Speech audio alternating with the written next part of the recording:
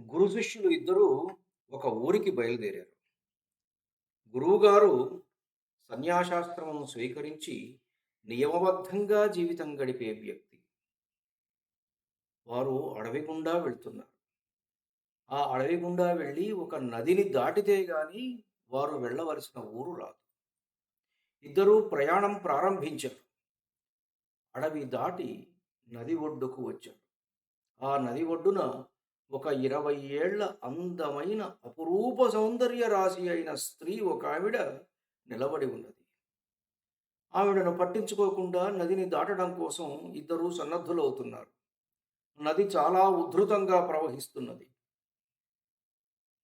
ఆ స్త్రీ వీరిరువురి వద్దకు వచ్చి తాను నది దాటలేక పొద్దటి నుండి అక్కడే వేచి ఉన్నానని తెలిపి నది దాటడానికి వారిరువురిని సహాయం చేయమన్నది.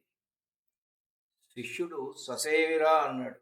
నేను బ్రహ్మచారిని, స్త్రీ స్పర్శ కూడా భరించలేను అని చెప్పాడు. అప్పుడు సన్యాసి అయిన ఆ గురువుగారు వేరే ఏమీ మాట్లాడకుండా ఆవిడను పొదవి పట్టుకొని తన భుజాల మీద కూర్చుండబెట్టుకొని నదిలో దిగాడు. నీటిలో తడుస్తున్న శరీరాలు కదా, వారిరువురిని నిర్ఘాంతపోయి అలానే చూసుకుంటూ తాను కూడా నది దాటాడు శిష్యుడు. ఆవలి ఒడ్డుకు చేరగానే ఆవిడను తన భుజాల మీద నుంచి దింపివేశారు గురువుగారు. ఆవిడ దారిన ఆవిడ వెళ్ళిపోయింది. మరల గురు శిష్యులిద్దరూ నడవడం ప్రారంభించారు. శిష్యుడు అంతకు మునుపు ఉన్నట్లుగా లేడు. లోపల కొత కొత ఉడికిపోతున్నాడు.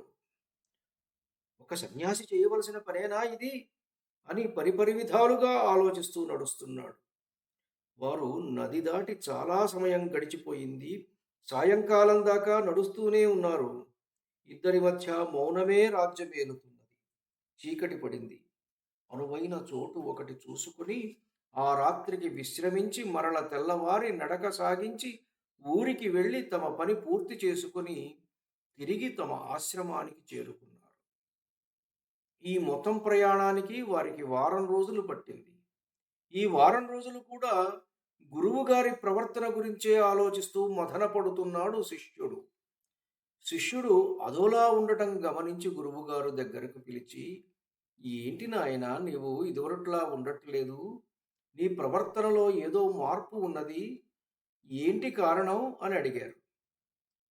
ప్రవర్తనలో మార్పు నాది కాదు, మీదే అని సమాధానమిచ్చాడు శిష్యుడు. నివ్వెరపోయిన గురువుగారు, నాదా?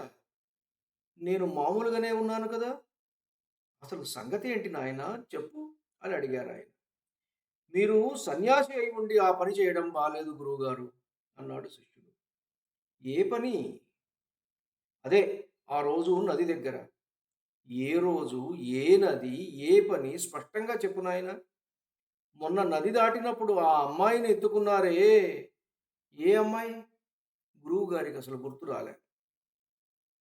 అప్పుడు సవివరంగా ఆ అమ్మాయి అందచందాలతో సహా వర్ణించి చెప్పాడు శిష్యుడు. ఓహ్, ఆ రోజా?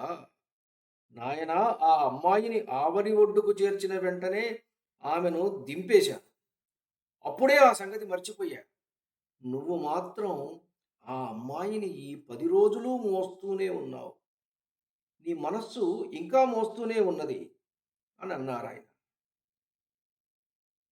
మనం బయటికి వెళ్ళి ఒక అందమైన వస్తువును చూసి ఇంటికి వచ్చిన తరువాత కన్ను మూసినా తెరచినా ఆ వస్తువే కనపడ్డది అనుకోండి. అర్థమేమిటి? చూసేది కన్ను కాదు, మనస్సని కదా. అనగా మన మనస్సు మన ఇంద్రియాలతో అనుసంధానమయ్యింది అని కదా అర్థం. వీటికి అనగా మనస్సుకు ఇంద్రియాలకు మధ్యన గల ఆ లింకును తెగగొట్టాలి. ఆ లింకు తెగకపోతే అంతా వ్యర్థమే.